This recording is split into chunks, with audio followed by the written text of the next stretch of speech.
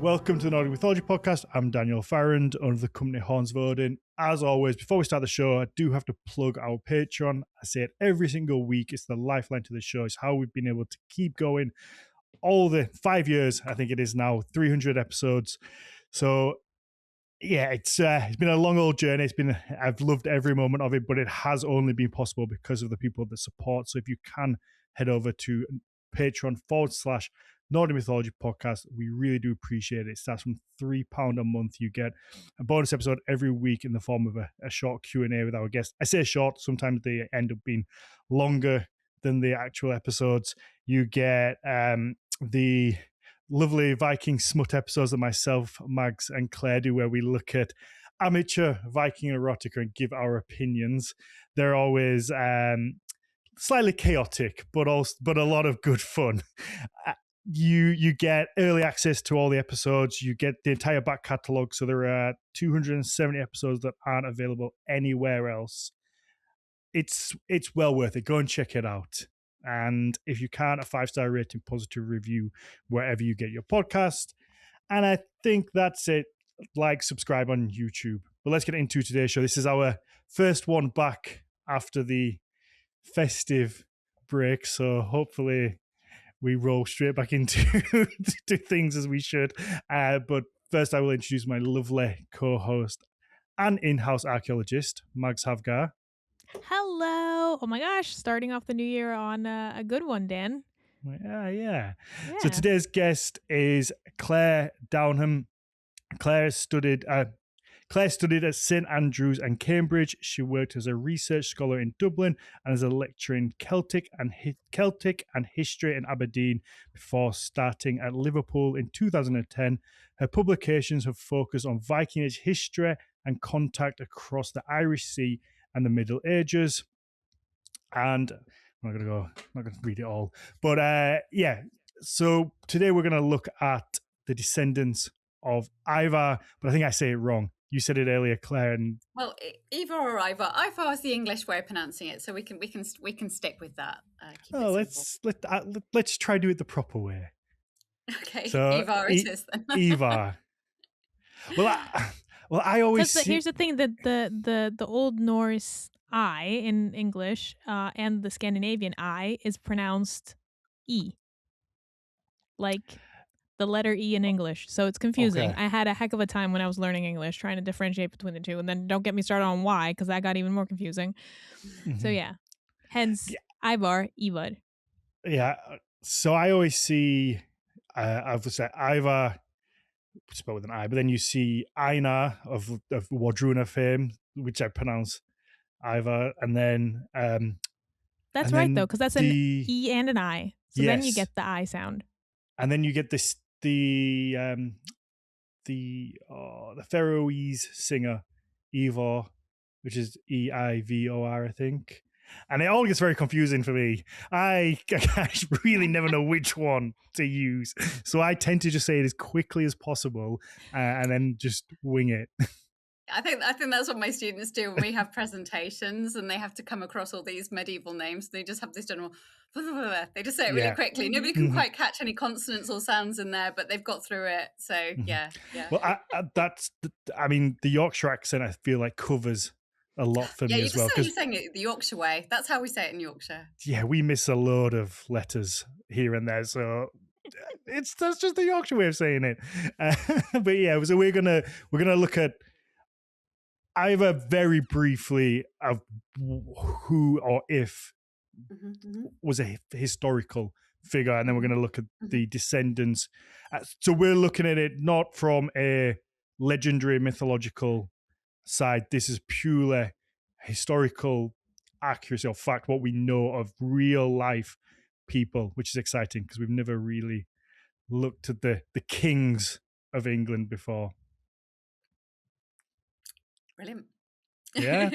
So okay. I'm curious, like what sources do we have? Because that's something that trips me up quite often as like an archaeologist versus historian. Because I'm like, what do we have any sources on like actual lived people who were alive besides like the physical stuff that we can't put a name to? So named people, I guess. Yeah, so we have chronicles that have survived. So that's our main source as a as a historian. Your kind of bread and butter is the chronicle evidence. So and then of course that comes in different tiers, because you've got like the contemporary sources, then you've got the later sources, and then that's often where you get this conflation between the historical figures and the legendary, which of course is very fascinating in its own right. But it was where history becomes a little bit more speculative, and I think to understand that, it's the same way that we like reading historical novels or watching stuff on TV, and we know it's not truly historical, but it might be a mashup, between historical figures that we know, but they kind of history as entertainment was obviously quite big in the Middle Ages, so quite often there's a permeable boundary between history and legend. So for contemporary sources, we've got the Anglo-Saxon Chronicle, in England. That is slightly problematic in that it was written with a very clear agenda, which was to promote the interest of the kings of Wessex, who are based in the southwest of the country. And much of that kind of period, the 9th and 10th century, is glorifying how kings of Wessex are fighting against Vikings. So it's a very one-sided view, but it nevertheless does refer to individuals that we can cross-reference to other sources and events that took place. We've got quite a plethora of Irish chronicles, and that's quite key if we want to understand the story of Ivar and his family, because a lot of the material we have is referenced in Irish sources. So there seems to be in a few different churches at this time in Ireland that were keeping contemporary records, and a few of them have come down to us copied and transmitted through the centuries, and because they're kind of multiple, that helps. So whereas in England we do just almost have quite a one-sided view, in Ireland it's a bit more of a scattered viewpoint. And then we've got Scottish chronicles as well. There's really only one main one we use for this period that survived, and then there's things like poetry, skaldic poetry, some of it thought to be contemporary with the events it describes, again often framed in a later literary setting that might manipulate or reinterpret what that poetry means. But it's nevertheless, all sources we kind of need to look at to try and piece together what happened in the 9th and 10th centuries. And that's to me where that's the pull for the history. If you like puzzles, if you like unsolved mysteries, it's amazing how many medievalists I talked to, like things like Sherlock Holmes or something, when they were a teenager, because it's all about taking scraps of evidence and trying to, solve the mystery. So that's a brilliant pitch. It is, yeah. Yeah. Well, it's because, and the thing is that quite often there are gaps in the historical evidence. So we have our fixed points, but then there's areas of speculation where you are offering deductions and trying to map out what you think is the most plausible scenario from the available data. So in that sense, there is a certain amount of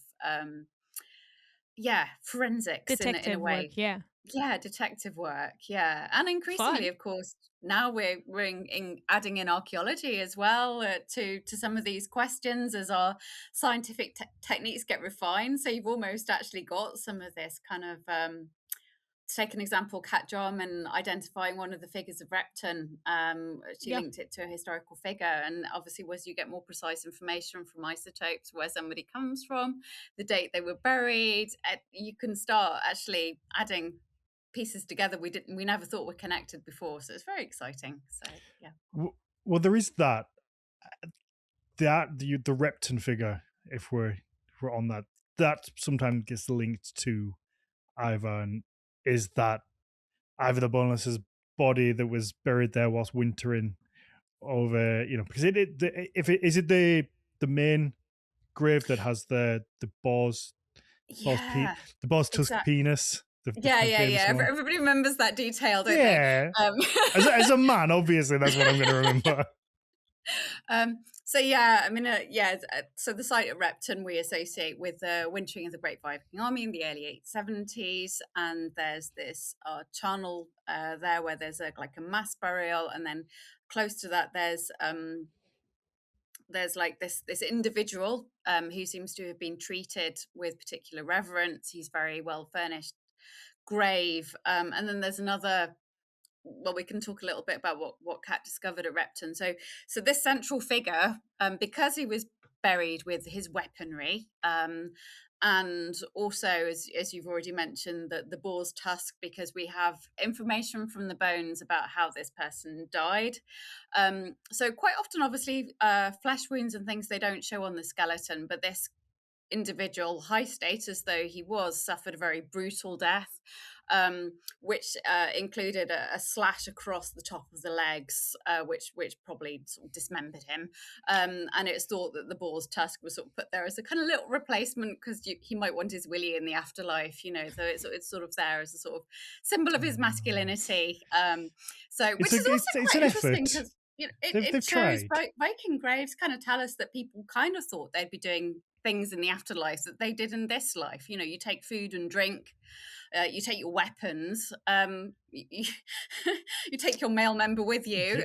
These things are all things that you hope you're going to be using in eternity, which is very different to the Christian view, of course, where everything bodily is left behind and your spirit's in this kind of ethereal place. So it kind of highlights some of those differences, doesn't it, in the way that the Vikings saw the afterlife.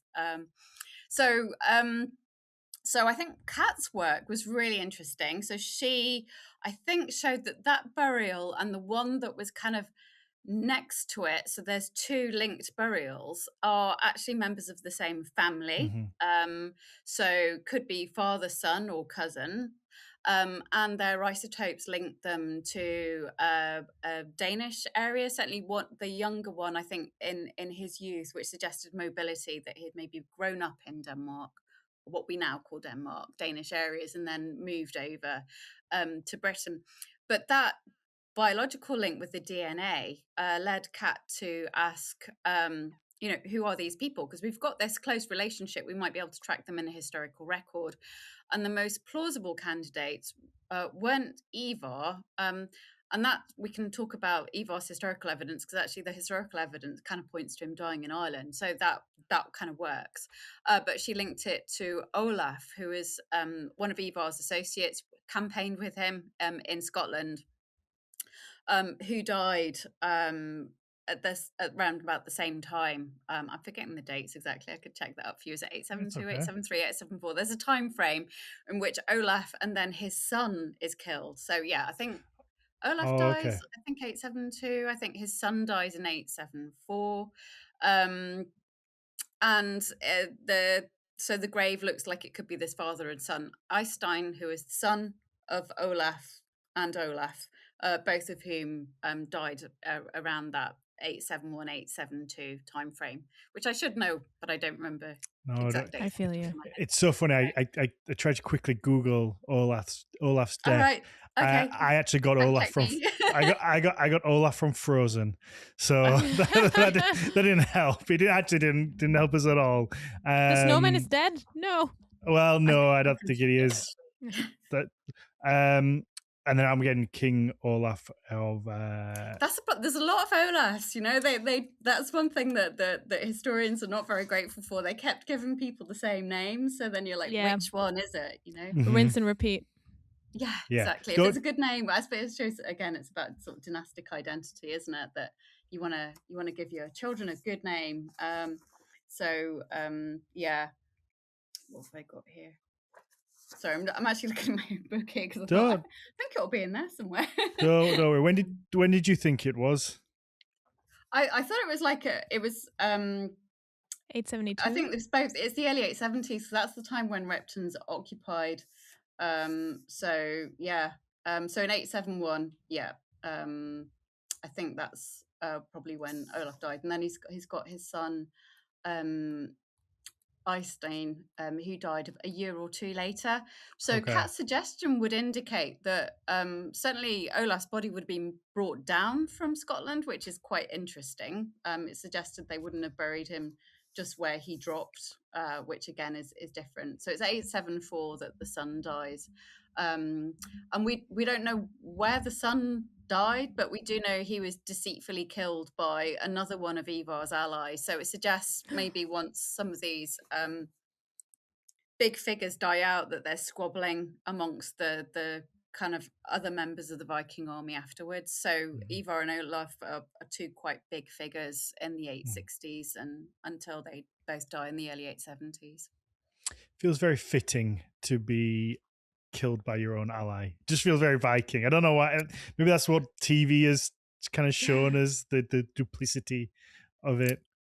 Yeah, it does seem to be a period of short-term alliances. I think there is a political instability, and that's not exclusive to the Vikings either. If you look at Irish politics these days, or even in the English royal dynasty, and when Alfred the Great dies, there's an attempt by another family member to succeed to the throne, which has to be fought off by Alfred's son.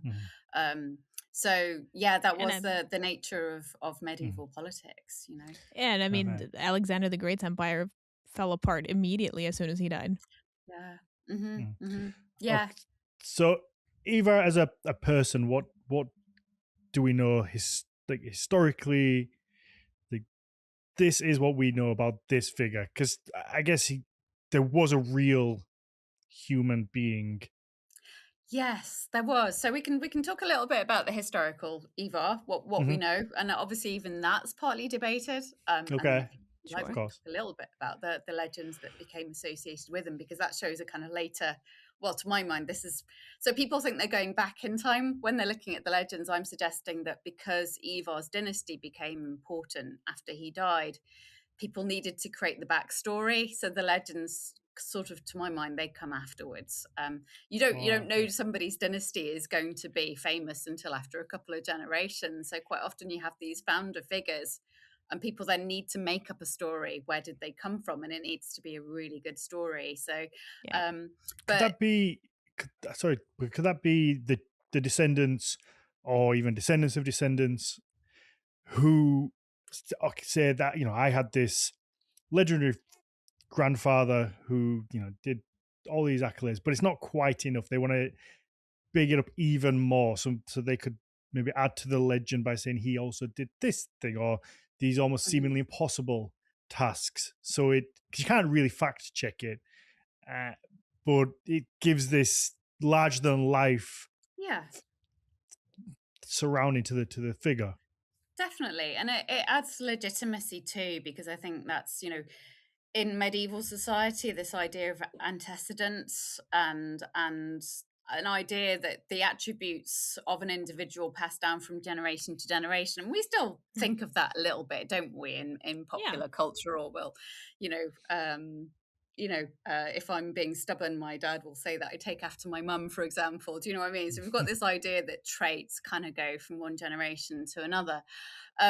But this was kind of almost quite reified in the Middle Ages. You wanted to say you had famous ancestors, and there's a huge amount of fake genealogy in the Middle Ages linking royal dynasties to Germanic gods, or royal dynasties to the family of Christ, or different kinglets in the Middle Ages claiming they were descended from Charlemagne. Everybody wants to have like a big famous ancestor, and that's partly human nature, because one of the most often bits of correspondence I get from members of the public is somebody's done a DNA test and they want to prove they're descended from a medieval king, right? So there's still that desire that we want to claim a great ancestor. It's so we still popular. do the myth making. Yeah, those DNA tests. I saw one the other day. Somebody claiming that they were a direct descendant of the famous Berka shield maiden grave, and I was like, what? How? But it gives it persevered to this day. I think I've mentioned this on the podcast before, but someone I studied with, like, it was this kind of joke that anyone from Trøndelag in Norway, they were like, oh yeah, everyone says they're descended from Olav Tryggvason, like the legendary king. And then my friend who was from Trøndelag went, yeah, I know, right? But my family actually is. And I went, are you serious right now? But he was dead serious. I was like, okay, I'm not going to touch that. If you say so, sure. Yep. Yeah. So it's as an historical figure, what do we know? What do we know? Yeah. So there is a figure called Ivar who first appears in Irish records in the 850s, and he is campaigning with his associates Olaf and Owsley. They go on campaign together in Ireland. And Olaf also campaigns in Scotland as well. And then we get reference to Ivar campaigning in England. But those are sources from an English side. So we've got reference to Ivar indirectly in the Anglo-Saxon Chronicle. And we've got a story about Ivar's leadership of the Great Viking Army in England in the literature around the martyrdom of King Edmund of East Anglia, who's slaughtered by the Viking army, and they take over his land. Now, there's been some debate among historians as to whether the Ivar mentioned in the English sources is the same as the Ivar mentioned in the Irish sources. But there's plenty of, I think, evidence to point that they are, not just the fact that they are people of the same name, and so they're never in the same place at the same time. You don't see them in the same room. But you know, when Ivar's absent from Ireland, that's when he appears in the English sources. But also in 871, Ivar and Olaf together besieged Dumbarton Rock, which is in the Clyde estuary, so near modern day Glasgow, before travelling over to Ireland. And on that campaign, Ivar brings up loads of slaves from England and transports them back to Ireland. So to me, it all adds up. I think the only thing which has kind of like perhaps pulled apart these two identities is one, modern nationalism that tended to see Irish history and English history operating in separate silos. To go back to the Viking Age, the seas are a routeway. They're not a barrier, right? These are very permeable kind of, but I think we tend to think quite often in the framework of modern national boundaries. And also partly to do with debates about Ivar's identity. Was he a Dane or was he a Norwegian? And again, that's been quite coloured by modern nationalism, because emerging in the late 19th century, not before then, but emerging in the late 19th century, there was a desire to see the Vikings who were operating in Ireland were all from Norway, and the Vikings who were operating in England were all from Denmark. And whilst there probably would have been a bit of geographical determinism, there would have been sort of a slight different mix of Vikings in different parts, just to do with travels and routeways. But it was approached in the 19th and 20th century as almost like national certainties. So that made it difficult, because if anything, Ivar's legend tended to link him more clearly with Denmark, with the stories of Ragnar Lothbrok, which we can talk about a little bit. And that would be incompatible then with the Vikings from Ireland being a different group. So it's the desire of England and Ireland to keep their history separate from each other, which kind of started to pull these historical figures as maybe being separate. But objectively, as a historian, looking at the evidence and seeing how it all maps together and where these crossovers happen, it seems pretty clear to me that they're the same person. And when Ivar dies in 873, he's recorded in more than one Irish chronicle as being king of all the Vikings in Britain and Ireland, which I think did mean king of all the Vikings in Britain and Ireland. Okay. So yeah, that's quite an achievement, if you can claim to be. So, because I always assumed or thought that you would have just smaller little bands of Vikings doing their own thing, but to have a singular king at that point is quite interesting. It speaks really to a larger amount of people. It seems to, at least. Yeah, so I mean, this so definitely this idea of small groups, and we see that I think at the very beginning of the Viking Age. We're talking about the raids that take place in the 790s and the 810s and the 820s. There seems to be a shift suddenly in the 850s towards much more organized forces. And Ivar kind of is one of the pioneers, I think, in that. So just before Ivar arrives in Ireland, there's this idea of a group coming in, which I think is associated with Ivar. They take power over the Vikings that were already in Ireland. So it's a bit like these little small groups have gone out and done the initial work, and then this bigger power is coming along and kind of mopping up and saying, right, we'll take it over from here. And of course, then you've the logistics of the Great Viking Army in England, it's a really impressive force, because by 878 they've taken over most of England. It's just Wessex that's under an independent king. And initially people thought, oh, these were quite small armies. And we looked at sites like Repton and said, yeah, it's a few hundred people. But more research in archaeology at sites like Torksey and at Aldwark has suggested that this Great Viking Army wasn't a few hundred guys, it was thousands. And that gives us a very different picture of what's happening. Yeah, geez Louise. That kind of alters the framework a smidge, to say it lightly. Yeah, definitely.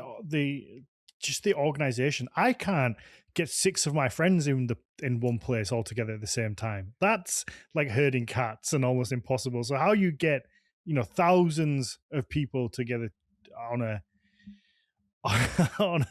across the sea raid, the organization and the logistics means that it's so much more organized than these odd groups of kind of ruffians going across the sea to attack England. So. I also think the way that they organise things is quite different to how we organise things. So when we think of an army now, we think of a very pyramidal structure with like one chief leader at the top.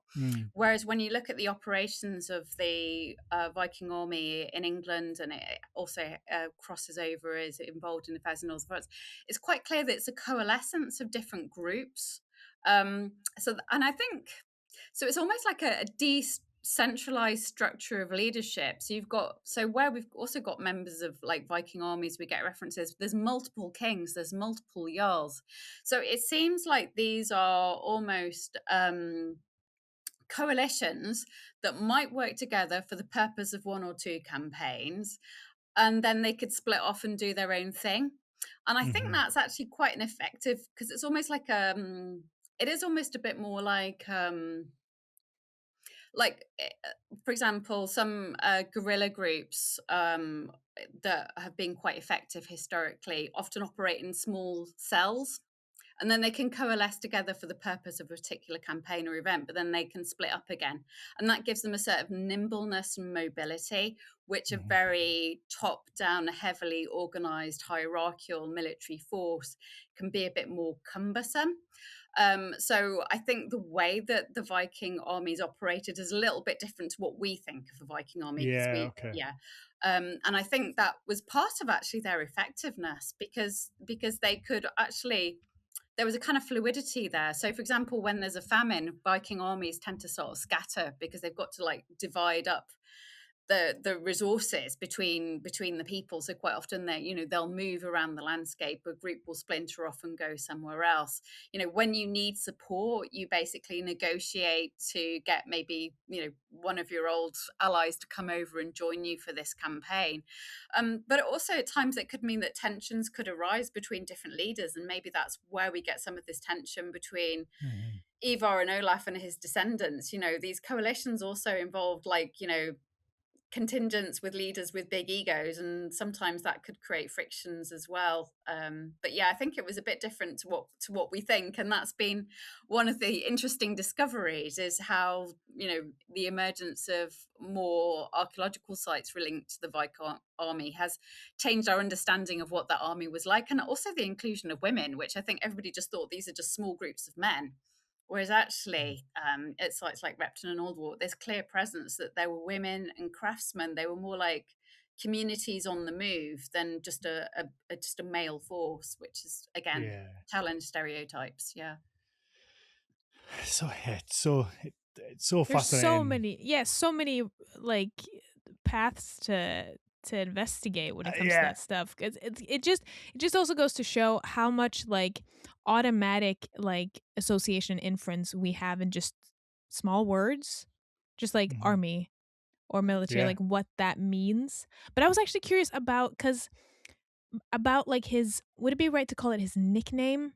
Because when does that first appear? Is that kind of part of the, how do I put this, like mythologization process, or is it something that occurs before then? Yeah, no, it emerges later, and there's been a lot of debate as to what boneless kind of means in this context. So some people have suggested maybe he had, a disability that made his bones seem weak. So he got this nickname. There has been suggestions, which probably feeds into the boar's tusk idea, that he was maybe impotent or something, or there was something, that the way that we use bone in a colloquial kind of way could refer to his inability to. But then he does have lots of descendants, so clearly, he could do something was with it. working. Something was working. And then you've also got this idea that it might actually come from a Latin word. So there's this Latin word exosus, which kind of means kind of odious or cruel. And certainly where we've got accounts of Ivar. So there's Ivar the man and Ivar the myth. So by the 11th century, because Ivar was involved in the martyrdom of King Edmund of East Anglia, after his martyrdom, Edmund became a saint. And then obviously you get hagiography, which is the writing of a saint's story. So in order to glorify the saint, you have to make the person who killed the saint seem more evil. And so Ivar is referred to in various sources as being this evil person. So if he had this Latin epithet exosus, but you didn't really know Latin very well, exosus, ex means from, osus, it sounds like the word for a bone in Latin. So it might just be bad Latin, because once you've got this funny name, boneless, then of course that becomes a springboard for other legends, and there's so many legends associated with Ivar and his family. So the killing of the priest, was it? He's a king of East Anglia. King of East Anglia. Sorry, that's real life. That's real life. So that's a real event that happened. So that was in 869 when the Viking army was in England. But we know that not many years after the death of this king, this English king, he was being hailed as a martyr. And then, of course, that promoted the writing of stories about him. And of course, in the stories, he's this incredibly pious king, and Ivar tortures him to try and make him renounce his Christianity, and he refuses. So, he dies, his head is chopped off, a wolf protects his head, his body is then put back together, and miracles happen. So, there's that kind of storytelling from that side. And then, of course, there's all this. Yeah, sorry. No, so yeah, that's interesting how that real life event then sparks. Yeah. Because just even as the bad guy, it still grows the legend even bigger. Yeah, absolutely. Yeah, I mean that's I find that quite interesting with the Vikings and the way that they are treated in the literature, because that's partly the mystique of the Vikings. That's partly why we like them, is because they are the sort of bad boys of the Middle Ages, and it was actually Christian monks that helped perpetuate that stereotype, So there's a kind of almost irony there that they actually helped the Viking myth making. It helped us think Vikings are cool because they are always coming in doing these awful things, So the Vikings are just completely uncancelable, and they shouldn't be. They do all the things wrong that people shouldn't like, and they should have been cancelled a million times over for all the horrible stuff.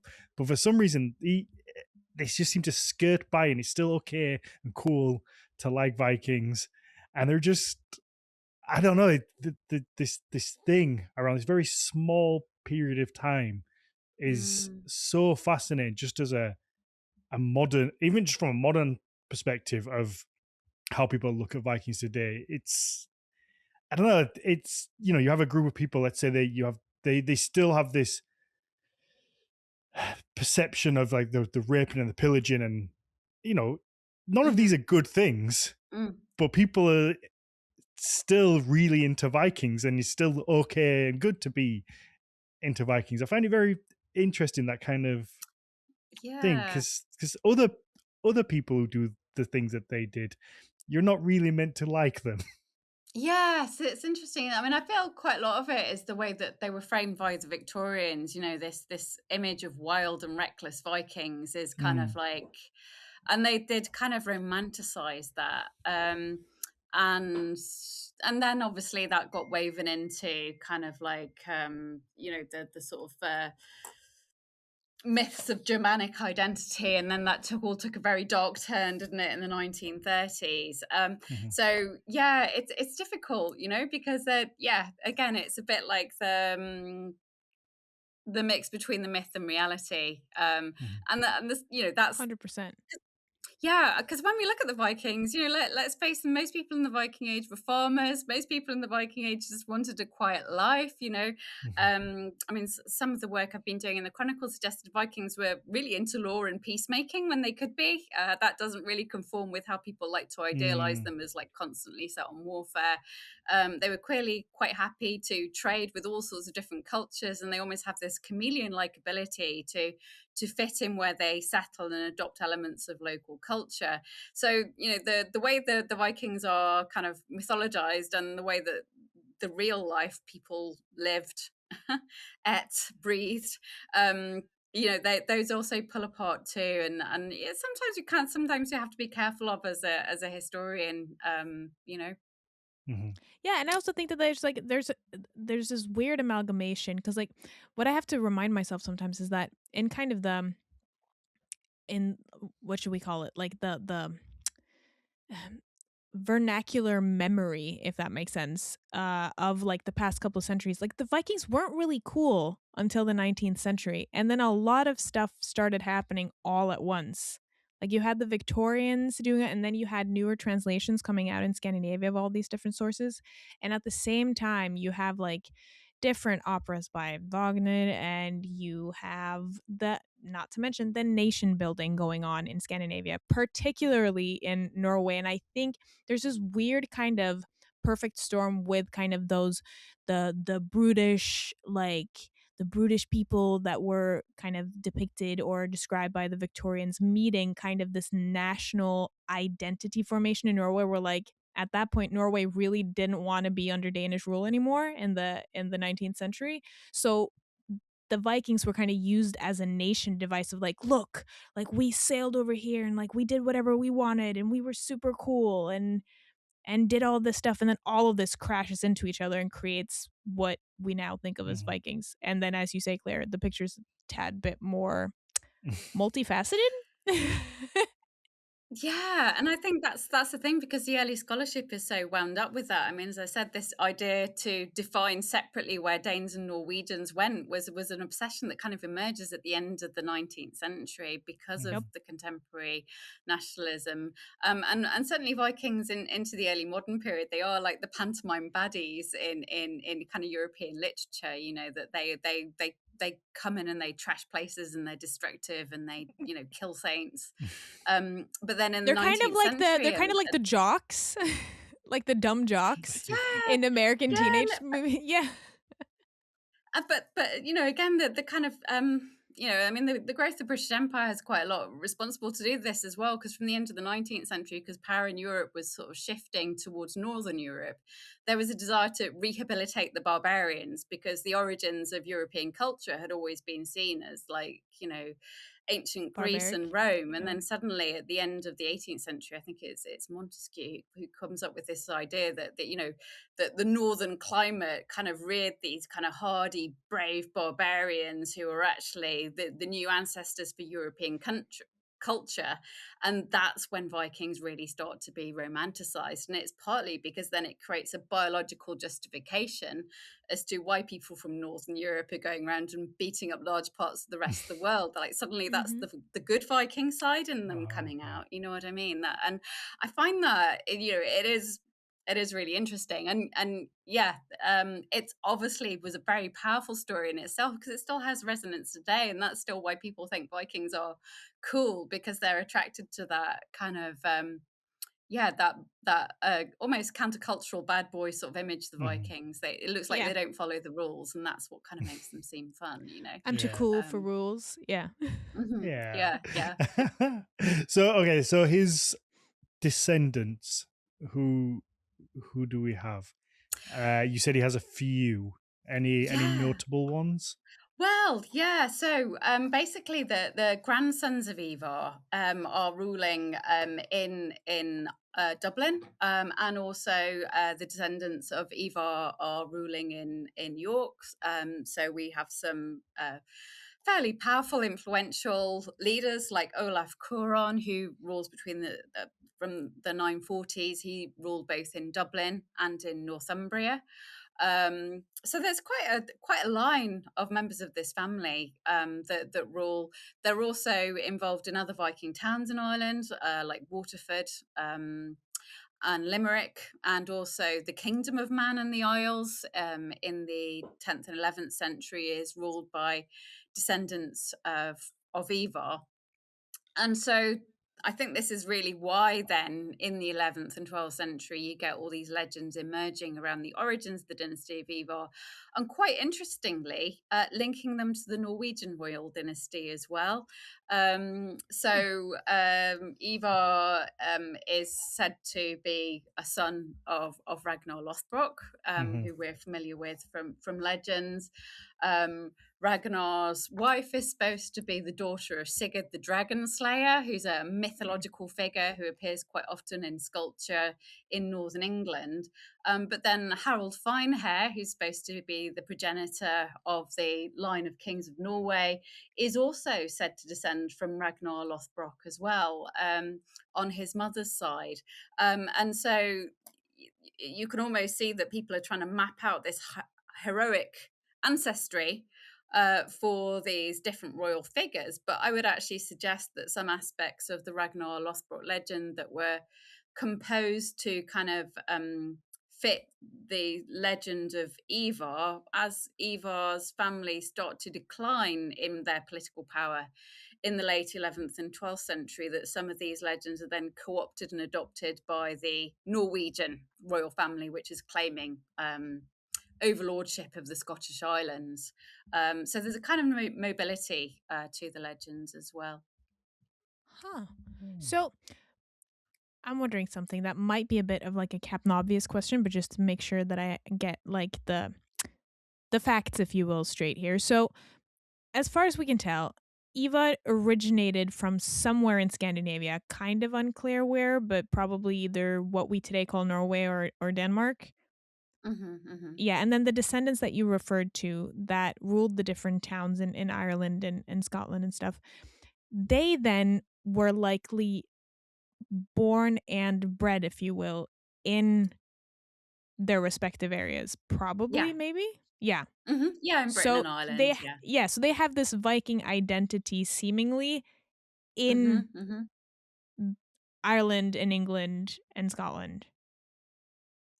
Yes. Is that correct? So basically, the areas where Vikings settled in Britain and Ireland, there's still this adherence to this idea of some Scandinavian links. They're speaking Old Norse, and they're identified by the other people in those countries as being Scandinavian. But essentially, they're quite hybridized culture. You know, after a few generations, they're really well integrated. They're as much Irish or British in their ancestry as they are Scandinavian. But there's a certain kudos that comes with those Scandinavian cultural links, which I think helps them maintain their political power in this new environment. And certainly some scholars, notably Judith Jesch, because she had a project about this, has sort of seen the Vikings of Britain and Ireland as being a diaspora. So they have this idea of we originally came from another place, even though their power is actually rooted in these islands now. Do they ever go to Scandinavia? Is that mentioned? It isn't actually. It's not mentioned amongst Ivar's descendants. Now, it doesn't mean that they weren't traveling, and certainly if some of them were involved in mercantile activity as well as political activity, you'd expect them to be traveling backwards and forwards. But interestingly, it's really only in the 12th century when the power of the Viking dynasty of Ivar is declining, that we've got more evidence of contact with Scandinavia. If we think in the 11th century, Sihtric Silkenbeard of Dublin is in some form of alliance with Canute, King of England and Denmark. He leads an expedition to Wales in 1030, serving Canute's interests. In 1101, we have Magnus Barelegs of Norway, who comes down into the Irish Sea region, and he's trying to claim the lands that were held by the dynasty of Ivar.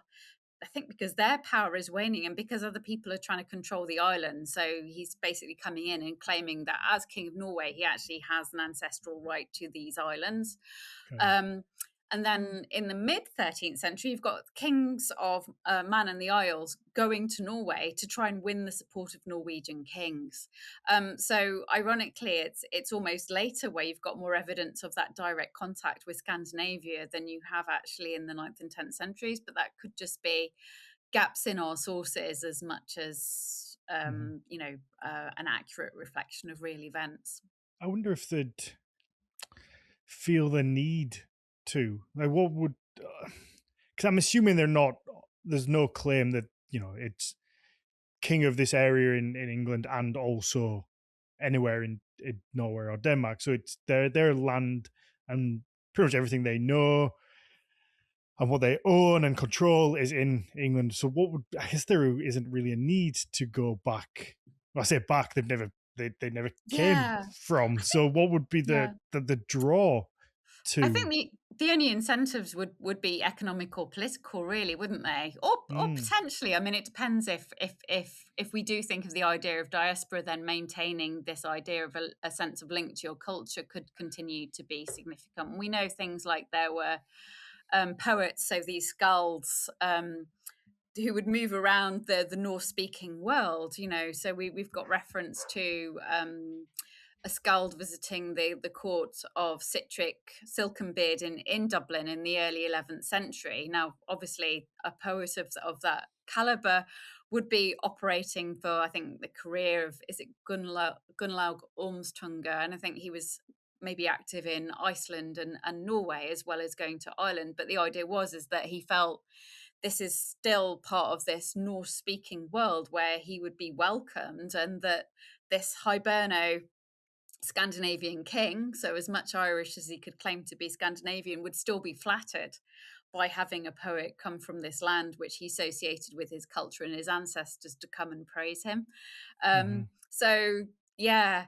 And we just don't know enough detail about, could Ivar have been from a noble family? Was it just that he wouldn't inherit lands back in Scandinavia? What drove him to carve out this new power base away from home? What was he escaping something, or were there push factors or pull factors? So again, that's a story we just don't know, but which is intriguing. He seems to have been remarkably successful. Yes. At the same time, were there other figures who seemed to be equally successful, or did he kind of stand out, and then this is why we get this lineage of him? Yeah, well, I think he kind of he does stand out, but there are other figures that are really important. So if we think of the power base of Ivar and his descendants being like the northern parts of England, like Northumbria and then Dublin, and then that obviously involves a sphere of influence, which involves the Scottish Islands and stuff in between. There was another power base that was established by Vikings in East Anglia. So after their king had died, Ivar doesn't stay in East Anglia. He goes back to the north of England. But East Anglia comes under the kingship of a king called Guthrum. And we have a certain amount of evidence of Guthrum because he was involved in a peace treaty with Alfred the Great that took place after 878. But Guthrum seems to have ruled, in his own right in East Anglia until his death, which I think is around 890. It shows that there were others who could also successfully carve out a power base through these endeavors. Guthrum converted to Christianity, right? That's right. Yeah, it was part of the agreement with Alfred. Yeah, so maybe that's why because you never hear Guthrum really mentioned. So maybe that's why you don't get that kind of lineage claim of, the descendants of Guthrum. It doesn't. I've never heard of it. Maybe it does had some. Yeah, and it was really only a generation afterwards that East Anglia came back into the orbit of the kings of Wessex.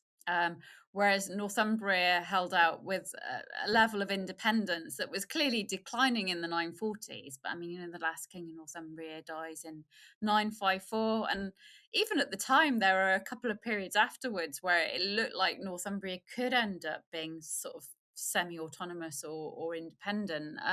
And so, that was a longer story. And then we've got some poetry that survived around the kings based in York, and then because the dynasty of Ivar continued in Ireland even longer, there's more space for them to have that kind of that record and fame that comes with that.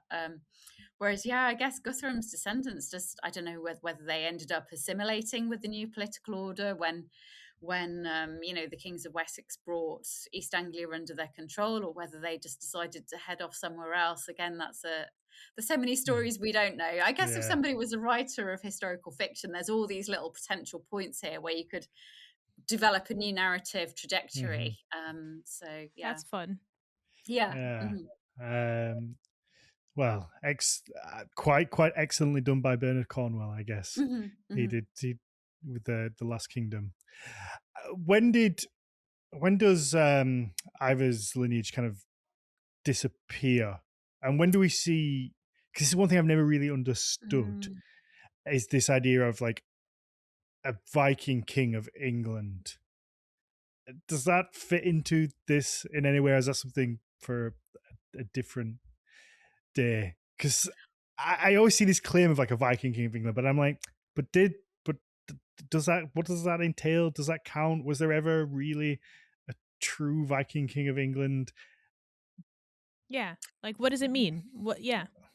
Well, I suppose, I mean, what does England mean in this period? I mean, it's not really unified until, Athelstan kind of pulls not even all of the English-speaking areas, but most of them together in 927.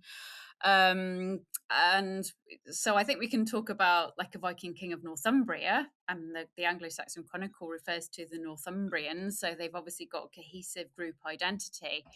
But the only way you could have really a Viking king of England, as in all England, I suppose, then you'd really be talking about Canute, who took over this kind of ready-made kingdom and established himself as ruler.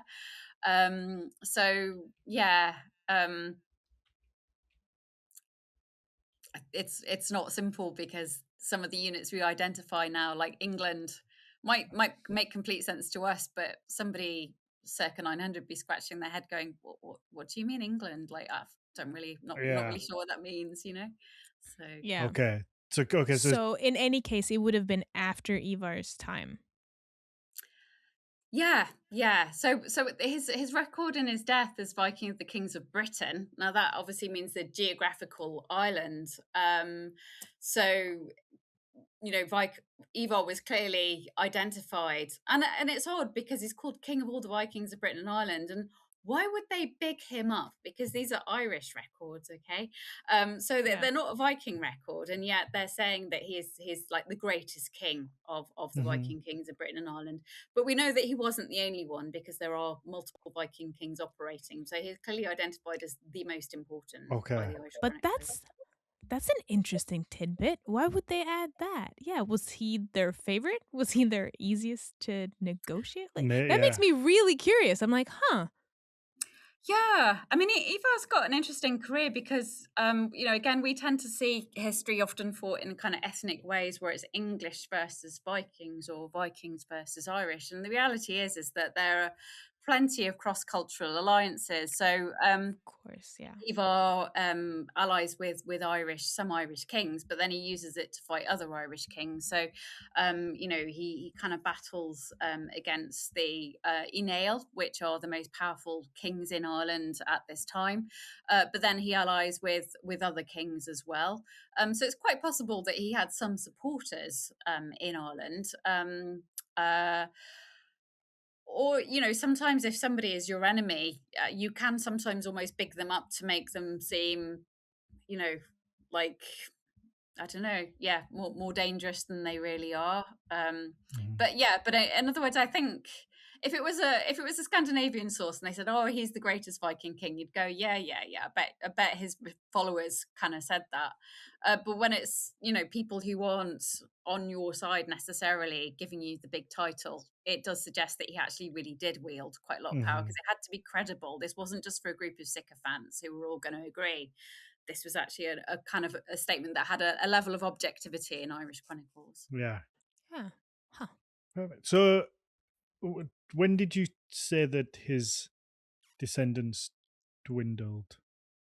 Well, at different places at different times. So certainly in England by 954, the end of the Kingdom of Northumbria, that they've lost their political power base in England. There's some suggestion they might have held still, some positions of influence around the Irish sea coast. They seem to have actually developed an alternative power base in the Isle of Man almost at the same time that Northumbria is falling out of their control. We've got evidence of increased hoarding activity, silver hoards on the Isle of Man, which suggests that they had almost like retreated to the islands and developed it as a new base once they lost control of Northumbria. And references to descendants of Ivar kind of continue into the 11th century, but then they start to fizzle out, and then we're not quite sure. So Godred Crovan, who is the progenitor of a dynasty of kings in Man and the Isles at the end of the 11th century, we can't trace his direct ancestry with certainty, but the evidence points to the fact that he was linked to the dynasty of Ivar, but we can't prove that. So it's almost as if by the 11th century, it was enough generations on from Ivar that, if you like, that new progenitors are being set up. So Godred's power base, rather than being, I'm descended from Ivar, he becomes the progenitor of a new dynasty that looks back to him. And that partly fits with kind of genealogical patterns in Irish society, and that your kin group was seen to extend, I think, to a number of generations. So after your grandson's grandson, that was when that family unit, as a legal entity, ceased to have validity. And obviously you will get different branches then of different cousins who might then be competing for authority, and whichever of them gets to be in prime position, the next bunch of descendants is probably going to be named after them. So again, concept of dynasty and family wasn't necessarily a single line running continuously forever, but it was linked to the power of your particular group and the resources you held and who that you were going to pass that on to. So the 11th century is when they seem to kind of fizzle out. We're less clear of their descent. And Vikings continue to rule in Dublin as late as 1171. The last Viking king of Dublin is beheaded in 1171. But again, in the early 12th century, we get these kings of Dublin, but they're called the MacTorcal. So it's a different dynastic name. And again, we don't know, were they linked to the dynasty of Ivar, or are they another group? Because unfortunately, we've just got these tantalizing references in the chronicles. So we don't know, was there a coup and the MacTorcal dynasty took over? We just don't know. We just see the name change, and we don't necessarily know whether that's a branch of the old dynasty or whether it's a completely new group coming in. What we can say is that as late as like the 17th century, you've got merchants of Dublin claiming that they're descended from Olaf Cuaran, who is this king who ruled in Northumbria and Dublin. So there's still this idea of maybe some ancestral pride to link themselves to a member of this dynasty. But of course, that's probably totally invented, as much as I could claim I'm descended from, Eric Bloodaxe. It's just a fantasy. But it's cool that the memory persevered, kind of.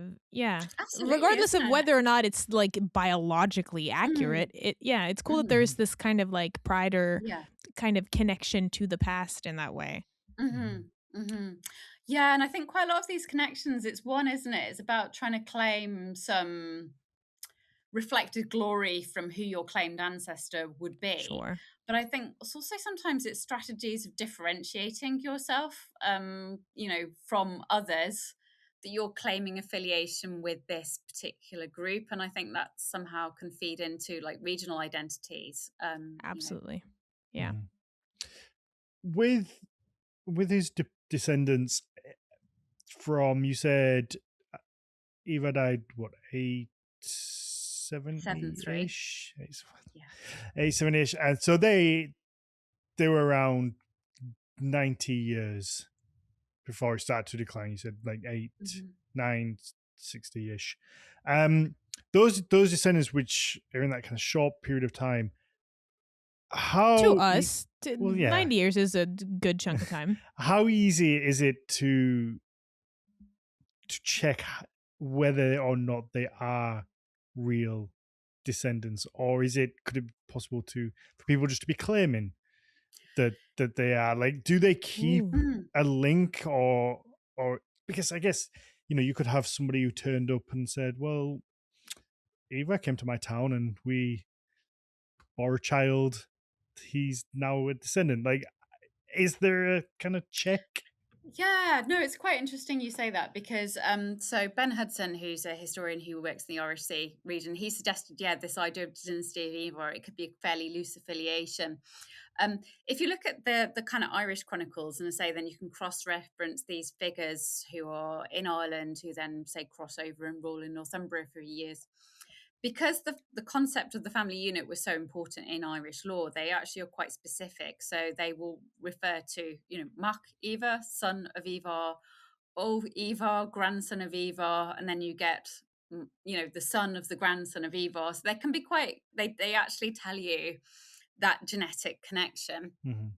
And then when you get after the after descendants of the great grandson, sometimes again they will give the paternal and the father's name. When they present somebody in the chronicle, they'll say Sitric, son of Olaf, son of Ragnall. Okay, so, and then you've got enough information there, you can match it in. So there is this sense of defining yourself in relation to your ancestors, whether directly Ivar or you're linking it to his sons and grandsons. There's also quite a small pool of names which they use. So there's lots of Ragnalls, lots of Ivars, lots of Sitrics. So they tend to have a fairly cohesive naming pattern that kind of links with it. And then what we find by the 10th century is we've got evidence of kind of almost royal regalia linked to the family of Ivar. So there's a way in which that dynasty and their kingship is becoming kind of institutionalized. So there's the sword of Carlos, which Carlos is the Latin version of Charles. So some people have suggested could be Charlemagne. But there's this ceremonial sword of Carlos, which is used by these kings. And then there's something called the ring of Thor, which again could be a pagan relic, which is associated with the kings. And we know this because a rival king actually runs off with their royal regalia. So there's a couple of references in the late 10th and early 11th century of the regalia of these kings. So, rather than that, there is that possibility, as you say, it's just a very loose affiliation and people just claiming a name and then they're taking power. But there's also some suggestions suggest that there is a kind of like formality almost. There's a way that they want to define this group. Although, as you say, people going off and begetting children, I mean, that happens also as well. When Magnus Berlegs comes to the Scottish Islands, he comes down between 1099 and 1101, dies at 1103. He's got no pants on, so that thing's could go anywhere. Well, exactly. Yeah, without his trousers. And he begets a child in the Hebrides, who then goes back and rules Norway. So, and again, it's like, well, how could you prove that? So maybe and there's obviously a few royal pretenders in the Middle Ages. I mean, if you were bold enough and could chance your arm and get enough people to agree, then, you could get somebody claiming, I'm the son of a king, I'll take it from here, just hand me the crown, Mm-hmm. But yes. Yeah. Who is the most successful or famous of Ivar's descendants? Is there one that stands out the most? Ironically, well, yeah. So there's a few that are really interesting. Olaf Curran is really interesting, but he's not terribly successful. He's very successful in the early part of his career, so he has a very long career. He dies in 980, but he's active in the early 940s. So that's a long life for a Viking leader. And at the start of his career, he's incredibly powerful because he rules both Northumbria and Dublin. But by the time 980, he's lost Northumbria and he's lost Dublin, and he dies in retirement on the island of Iona. He goes on pilgrimage and dies. So, but he himself was a magnet for legends. So the story, the medieval story of Havelok the Dane in Middle English is thought to be based around Olaf Cuaran. The Citric Silkenbeard, I mean, again, great epithet, who lived in the early 11th century. I think Citric was really successful, but he is said to have lost the Battle of Clontarf. So in Irish sort of historiography, he's seen as the loser of this really big battle. But fact is, he carries on. He dies in 1042, and he's still really successful. But he's the one who introduces minting of coins into Ireland. He's the one who's said to be the founder of Christ Church Cathedral in Dublin. He's the one that has skaldic poetry linked to him. He went on pilgrimage to Rome. Like, he was a really powerful, successful king. And, it makes you question, well, was the Battle of Tara actually such a big blow to this king? Because he actually comes out of it looking quite strong, whereas the descendants of his enemy who died in the battle come out of it coming relatively weak. So that's it, I guess. If you lose the battle and survive versus if you technically win the battle but die, I feel like I'd rather lose. It's a bit of a bitter sour ending, isn't it, really? Yeah.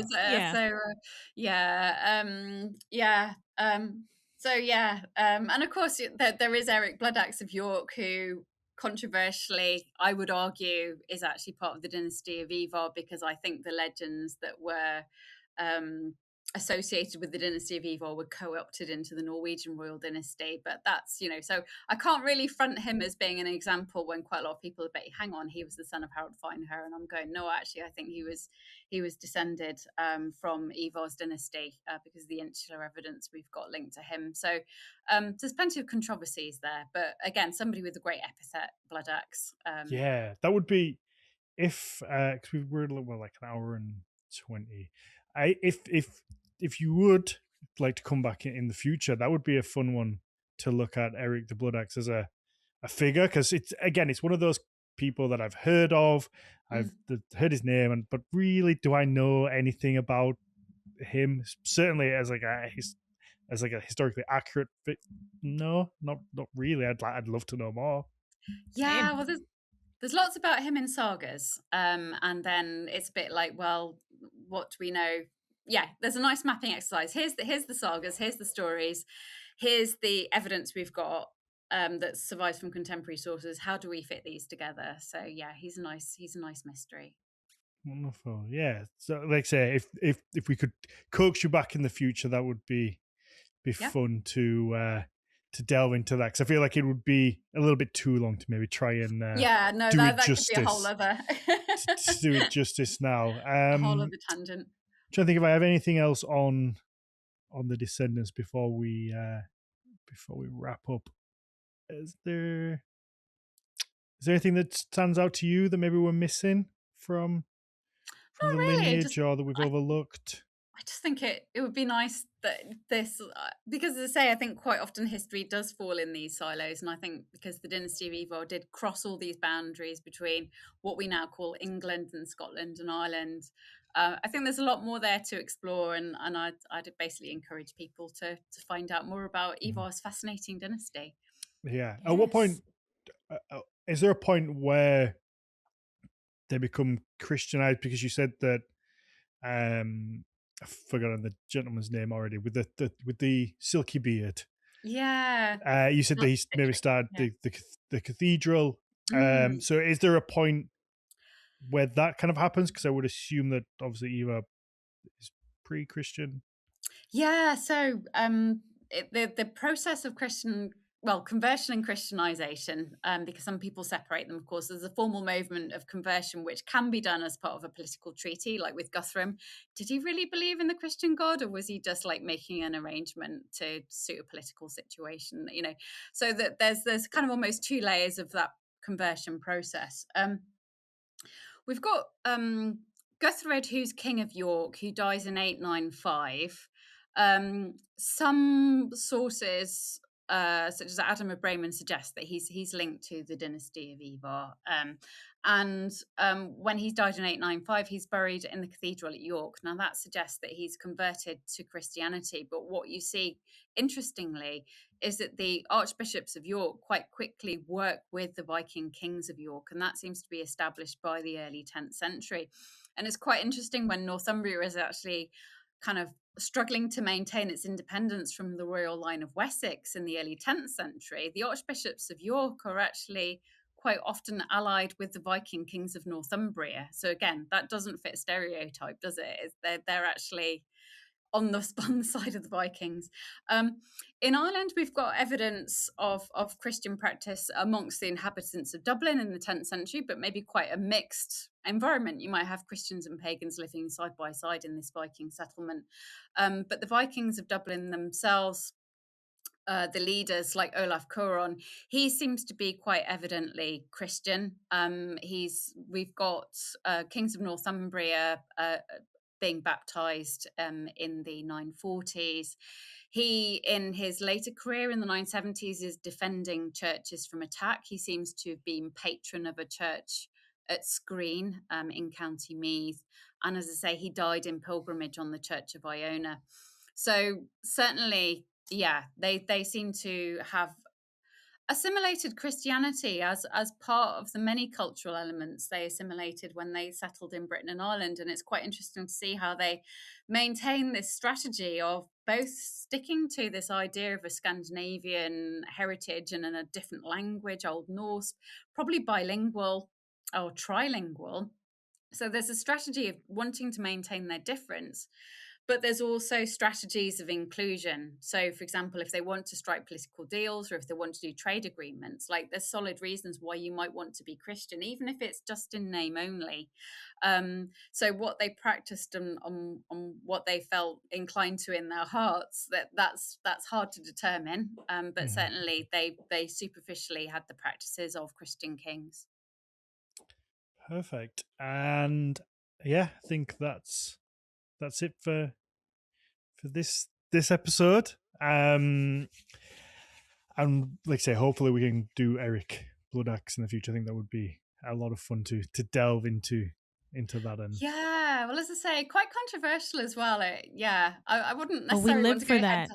head to head with somebody who disagrees with me, but you might want to do two podcasts, my side and somebody else's side. That would be quite interesting. So absolutely, that's but that's kind of our thing though, Dan, it all. isn't it? Because like we're not necessarily like looking for the in title case actual factual only one correct answer thing. We're looking for what are the perspectives here? What do we know? What are the sources? What are the arguments?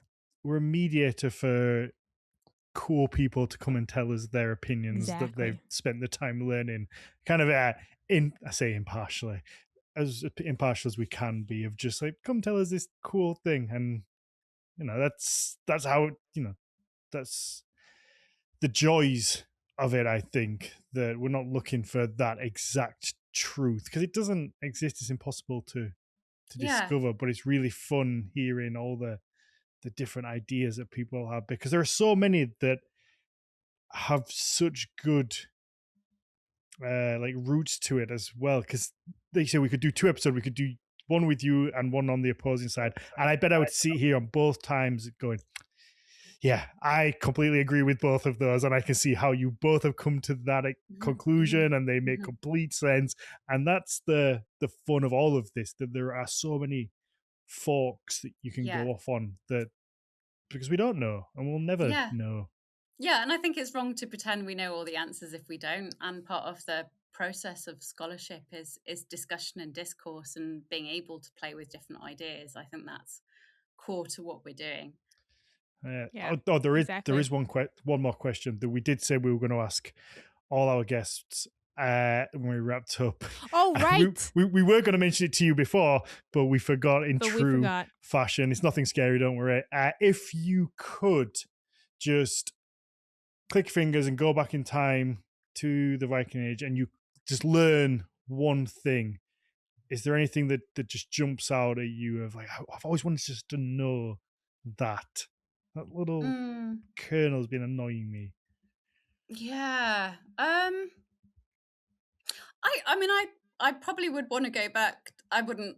See, the thing is, I don't think the Viking Age is a great place to be. I'd only want to be Everybody says that. before I caught any plagues or anything, you know.